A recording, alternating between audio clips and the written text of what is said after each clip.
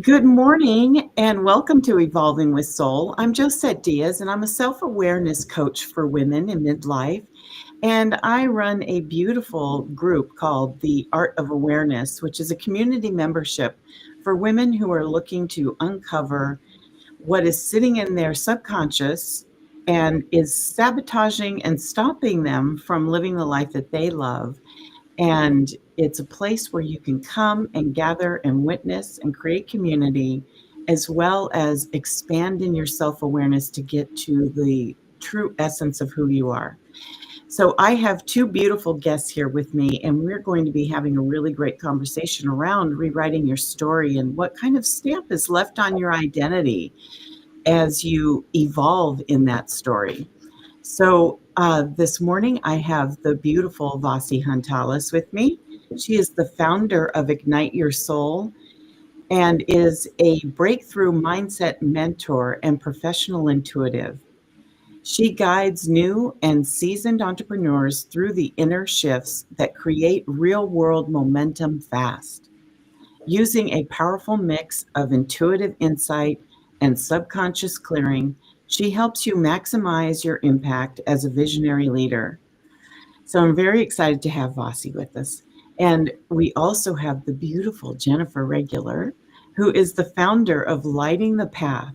She's a spiritual wellness guide and leadership mentor renowned for facilitating inner transformation that leads to success and meaningful impact. As an acclaimed speaker, author, and host of the Awaken and Ascend podcast, Jennifer offers profound insights on personal growth, spiritual wellness, and conscious leadership. Her teachings inspire visionaries, thought leaders, and creatives to embrace intentional moments of reflection, align with their purpose, and cultivate sustainable well being so they can become living legacies and live a profoundly fulfilling life. So you can tell just by those bios that we are in for a treat to have a great conversation.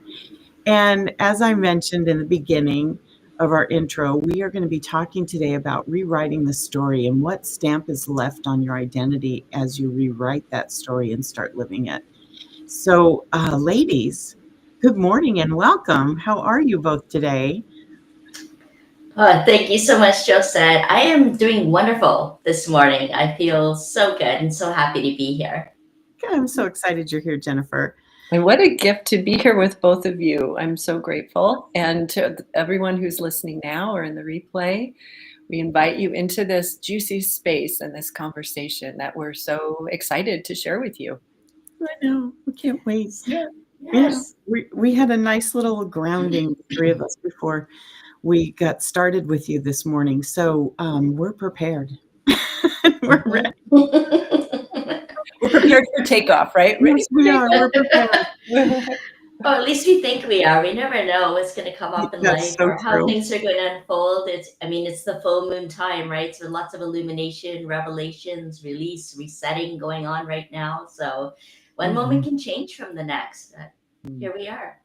It is so true. It feels like I start off, some days I feel like I start off in a certain um, version of myself. And then by the end of the day, I'm in a different version of myself, which I guess is normal for Interesting. everybody. But To it, have that it's, awareness, though, yeah. of how our energy shifts throughout the day and Hmm. how we operate from different frequencies throughout the Right. day and may not feel fully ourselves if we become fragmented in That's some such a way good point. by I those totally other agree. energies. So the Hmm. grounding is a really great place to start in the day Yeah. to kind of minimize those effects, right?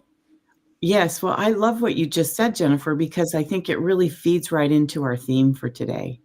Mm. Like making those kinds of distinctions and having those types of awarenesses are really what we're talking about when we're speaking to the stamp on our identity. And I know the word identity might sit with some people differently. And what I'm just going to give my interpretation of that, and I'd like to hear from both of you your interpretation of identity. To me, identity is really the mask. It's the persona that we step into during different times of our lives or different moments throughout the day where it might be necessary at times to step into, and it's our version of that. And it's also an evolvement of the work that we've done on ourselves. And so that's what I kind of think of when I think of identity. I don't think of identity as being like, this is who I am, and 100%. I think of identity as being like, if I go into a situation where I'm needed to be at a certain level within myself, then I can put that identity on. Does that make sense? Mm-hmm. Yeah, almost like a piece of clothing is what I'm getting from what you're saying. Yeah, like an outfit. Yeah. Putting on an outfit. Yeah. And it's interesting. I've never gotten this definition of identity before, but I just tuned in and asked within the context of our conversation. And what I got is it's a framework that's imposed on us. A framework that's imposed on us. So as I go a little deeper within our conversation, it's a framework that can expand or contract depending on what situations we're in and who we're in and what we're assuming we should and shouldn't do or be.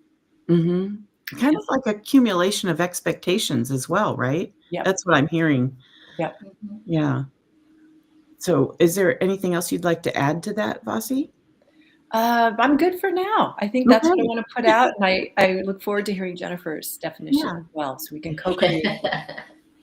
It's amazing where my mind goes when something like this comes up. You know, the first thought that I had, the first thing that came to me was about, do you identify as being a spiritual being having a human experience, or are you a human being having on a spiritual journey?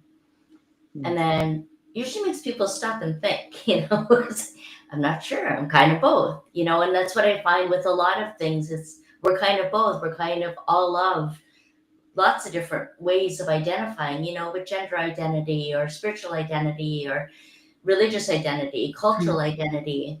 All of those things, again, are stamped on or imposed upon, and then it gives us a certain expectation or role to perform and to conform to. And it's interesting when I think about all what I used to call identity crises growing up. And so what does that look like then? What does that mean? And maybe when we're exploring different ways of expressing ourselves in the world, then it can feel like a bit of an identity crisis, because it's like, where do I fit in? What do I conform to? How am I supposed to operate in this environment or in this context, you know? And so I think identity is something that's really elusive, and it is something we can also attach to, either consciously or subconsciously. So it's an opportunity for reflection is what I'm going to call it. That's good. Yeah. When I think it also, it depends on your perspective, right? So whatever identity you're choosing to step into, based on how you perceive that identity is how you will perform. Exactly. And I was thinking when you were talking, Jennifer, like the thing that really struck me was when you were saying how we step into these different identities based on, I can't remember exactly what you said word for word, but I'm going to paraphrase for a moment what I heard, is that that when we are stepping into those different identities, it is driven by expectations that we have or what we see, right? So we're talking about perspective. And it came to me that, you know, that applies to everything. It applies to everything that you see yourself as. So if I see myself as someone who is spiritual, then that's based on the perception that I have of what that means.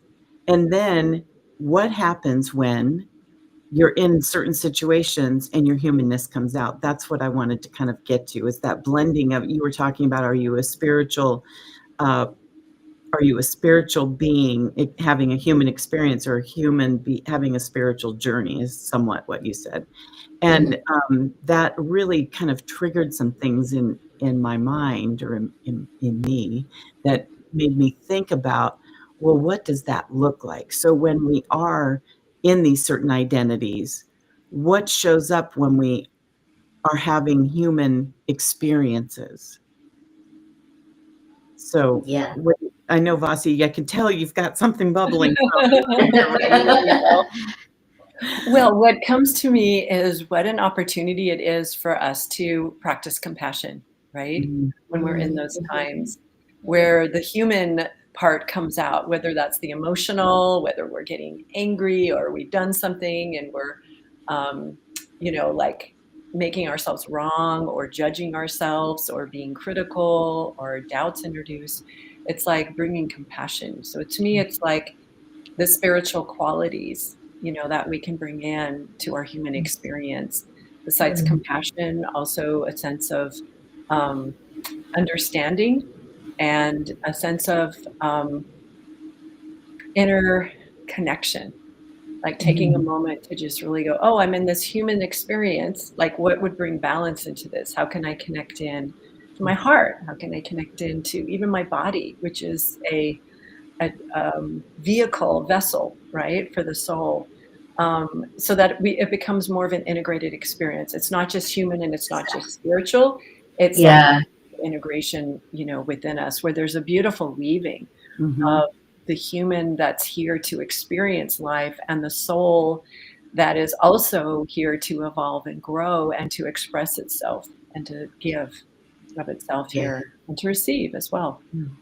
I love that. Oh, I love that too. And I love the word integration because that's exactly what I was feeling into as well, Vasi and Josette, is that we're moving into this new way of being and living in the world. And the heart of my work is really supporting that integrated higher consciousness model of living. Yeah. Yeah. Yes, that's something you do in your membership, correct? Yeah, that's right. And the Leadership Ascension Alliance, for sure. Yeah. It's beautiful. I love that. And I think that the word that struck me the most when I was listening to you, Vasi, was weaving. I think that's so true. It's like we think it has well, I don't know. Everybody thinks differently. So I wouldn't even pretend to think that I know what people think. I do really see often that there's a lot of times where we're conditioned to think it's one way or the other and that you can't have both. And I think that weaving really amplifies that we can have both, and actually isn't that the purpose of the experience? Yeah, because having both gives us access to more of ourselves, more of our human selves and more of our soul selves. It like, talk about identity. It's like we're outside the realm of identity when we have that weaving, because that's unique to each one of us. So what that looks like to have that, like you said, Jennifer, the integration. Yeah, absolutely. And I would just add, that I used to I still do have this image that comes up of a tapestry, which is kind of an old-fashioned word, right? But it's like that weaving together, and in the weaving together, like literally there's new colors created, right? So if you're weaving and you bring in a red and then you bring in a blue, it becomes like a purple, and then you bring in, other colors, and it's like that's what is the possibility and the opportunity for us as we weave together the different parts of our being, our aspect, is then we create something that's third. It's not either or. It's not either the human or the spirit, but it's like that, like true self-expression. I guess that might be the best way to say that. And isn't that the weaving of a story? I mean, you talk about tapestry. If we're weaving those pieces together and threading it, we are then creating a visual story of the weaving experience, process, whatever you want to call it, that we are engaged in.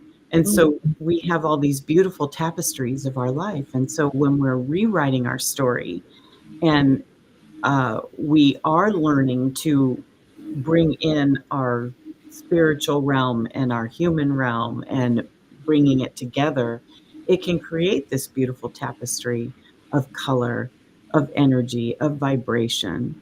So when we're rewriting that story, see how I'm weaving this into our topic here? We're going to talk about So when we are rewriting that story, are we, how are we, where's the stamp on our identity then? What, what shifts and how do we, you talk about integration. And so bringing that integration in is part of that tapestry, part of that weaving. And I'd love to hear from both of you what you think about that, what comes to mind. And do either of you have like a process or system or something that you find helps work with the people that you work with, your clientele? Can I start with you, Vasi? Or Yeah, Jennifer, sure. whoever's ready. Sorry. So what's coming to me is like we're holding the tapestry up to a different light or a brighter light, and it helps illuminate some of the things and recast some of the stories and identities we've had. So, for example, one of the identities I had growing up was as a rebel because the stories of following a traditional path or doing a certain thing, even in school, like not doing sports as a woman, just didn't feel right to me, and I participated in sports. I loved the teams. I loved later in life being creative, intuitive, like I didn't follow a traditional path, traditional job. So when I hold that rebel, right, when I hold that tapestry up, that became a visionary leader, someone who's on their own path that's here to create. And so when I work with clients who, of course, like attracts like, so they are not rule followers either. They have retold their stories. I say to them, "Well, you realize why that didn't work?" And they'll say, "No," and I say, "Because you're a visionary. You weren't here to like follow the path. You are here to create your own path and to inspire others as well on their paths, or to create their own." And so that's like a set of awareness and rewriting the story, that instead we were like bad, or we failed, or we somehow made a mistake, or we weren't enough, that, oh, I'm a visionary leader. That wasn't the purpose, was to follow the path, was to be that identity that I tried to fit in for many years. So many of my clients come from a background where they worked for someone else. And for whatever reason, still had success.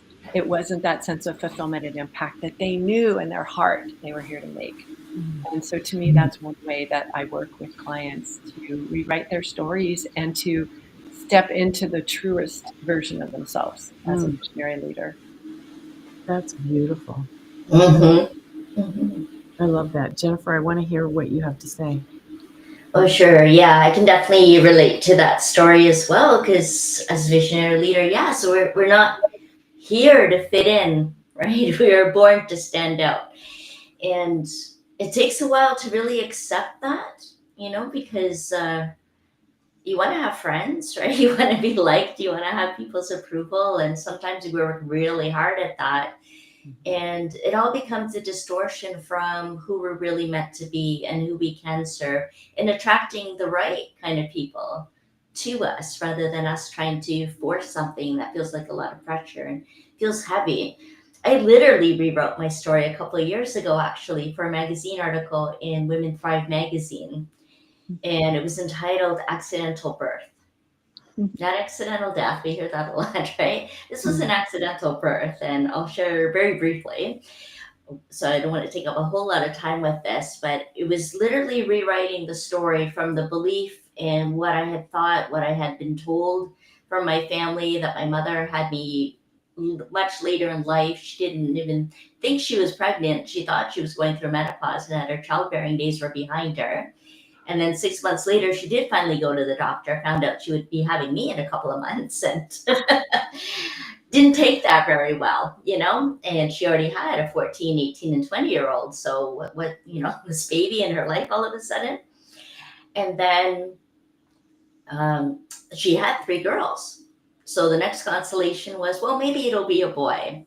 Another big disappointment, right? And so what we're experiencing here is that a whole pattern that was set up for me, or that I thought of having to prove myself as being worthy in this place and being here now. And so had set up a lot of patterns of dysfunction. And for many years, a couple of decades actually, that I worked with people who were also feeling very lost and ostracized from family or friends or even from society.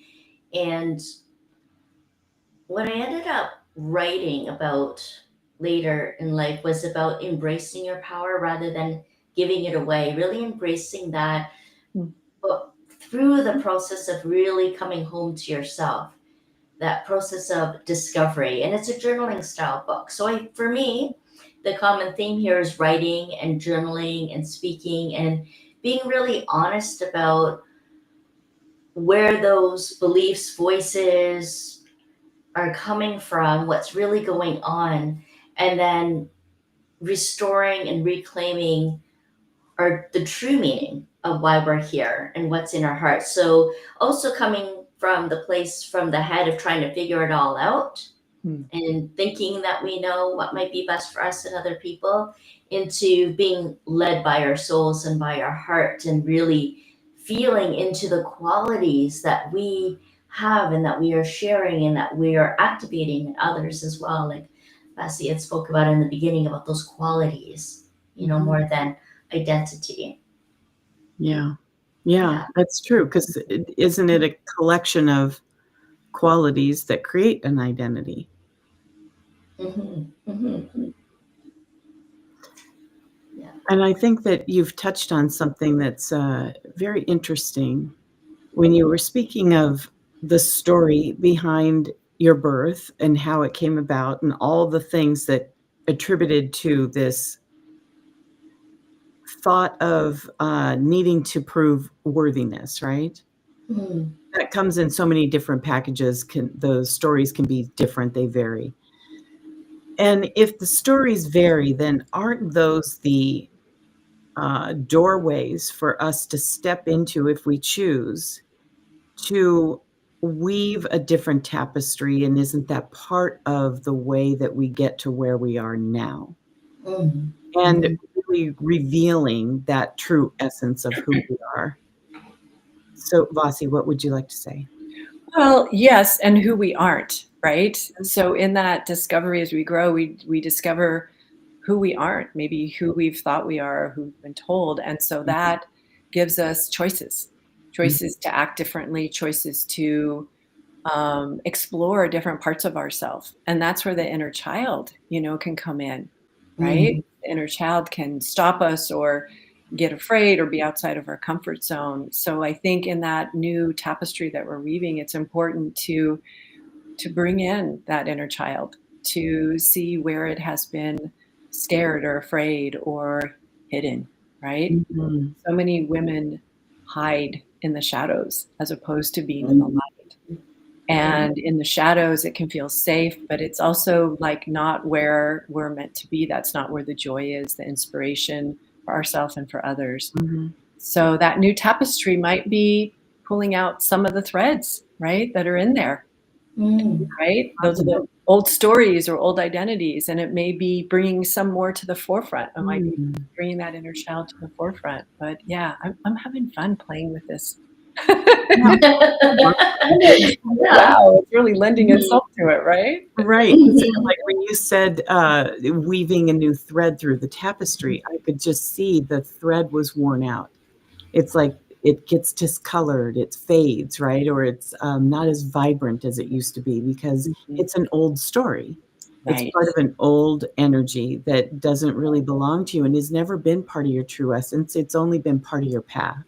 Yeah, and it's the difference between a synthetic, right? So like Mhm. a nylon or something like that Yeah. versus something that's cotton or linen or a natural fiber, Yeah. right? That's intended to be like resilient. That's the word that's coming to me, right? Is Mhm. that resilience when we truly know who we are and we're able to um, express it and be comfortable in it and be at home, really, with yourself. Mhm. Yes, I agree. It reminds me of when I wrote in the book I read, which is a collaboration book. And in the chapter that I wrote, I spoke of briefly of a childhood experience and thought that I had around. I was thinking, what if we all were just in a big glass ball, and we were like playing with Barbies. And I was probably like, I don't know, 5 or 6, something like that. And that thought has stayed with me throughout my whole life. I've never forgotten it. And so when we talk about like our experiences, and if we go really deep with this, then we can speak to, you know, are we living in a simulation of, you know, experiences for growth? So if we look at it in that sense, then you can create it, you can change any story you have, just like you did when you were a little girl playing Barbies, if you played with Barbies or whatever imaginary thing you played. And I think that that is something that's really powerful, and it allows us to explore and deepen our connection with who we are at our truest essence. Mm. And I love all the things that you're saying. Both of you have just really contributed this beautiful picture of what it's like to rewrite our stories, to shift the way that we identify ourselves in the world, and really give ourselves the opportunity to think about that on a deeper level Mm. and what that looks like. And so I just want to share with the audience that, you know, you have 3 examples of people who work on the same types of things, all differently. And so you have to find the right fit for you. Wouldn't you say, ladies? Do you feel Yeah. Yeah. And also to give yourself permission to reflect on your story. And is that really your story? Or was Yeah. it your society story or your family story or whatever story, you know, of someone else's? And ask those questions and be willing to recreate, you know, Mhm. what your story is, and perhaps even step outside the story as well. Give yourself permission to expand beyond that. Right. Because you can make it completely different. Yeah. I mean, that's we call people that do that Renaissance. They're Renaissance women or Renaissance men, and they've had like different lifetimes in one lifetime. And Mhm. I really love people like that, because I think that that to me is very rebellious. You know, we talk about Yes. being a rebel. Yeah. Love that. So is there anything else that either of you would like to add before we end our conversation today? Yeah, I would. Because one thing that I learned for sure and now know for sure is that you are meant for this world. Mm. You are meant for this world. And, you know, a lot of people are struggling with whether that's really true or not. And I can tell you for sure, with absolute certainty, that you are meant for this world. Yeah, that's very good. Thank you, Jennifer. I think so many people need to hear that message. Bossy. Oh, let's see if there's anything else I would add to that. That's a big one. Thank you, Jennifer. I think I would just build on that one, which is um, you belong here, but that doesn't mean that you need to be someone that you aren't to fit in. Mm-hmm. So love yourself. Start to appreciate that which you are. And so many people right now are just wondering, like, what is my purpose? How do I make a bigger impact? And that is the direct road to that, is start to turn and appreciate who and what you are. And the clarity comes from that. And then your path unfolds. And it's not something that you script out from beginning to end. It's step by step, choice by choice, action by action, breath by breath, Mm. heartbeat by heartbeat. Yeah. So beautiful. Mm-hmm. Beautifully stated. That's beautiful, Bossy. Thank you. Welcome. Oh my goodness. I could just keep talking to both of you all day long. This is really very inspiring. And I wanted to use like 3 different words all at the same time. So, so inspiring landed on. So I want to thank you both for being here. And I've put both of your websites into the description. And so anyone wanting to reach out to Vasi Huntalis or to Jennifer Regular, you have access to their websites and you can reach out to them. And if there's anything particular that either of you would like the audience to have, we can put that in comments. So please be sure to let me know, and I will make sure it gets in there for everyone. And I'd like to thank everyone for being with us today. If you're listening live or you're going to listen to this, you're hearing it from the replay, we're excited that you're here and happy that you find these conversations inspiring. So we will be back next week. And thank you so much for being here, ladies. It was such a great conversation. Thank you so much. Thank you for holding the space, Josette. You're welcome. Thank you. Thank you, Josette and Jennifer. Thank you. Thank you, Vasi and Jennifer. See you all.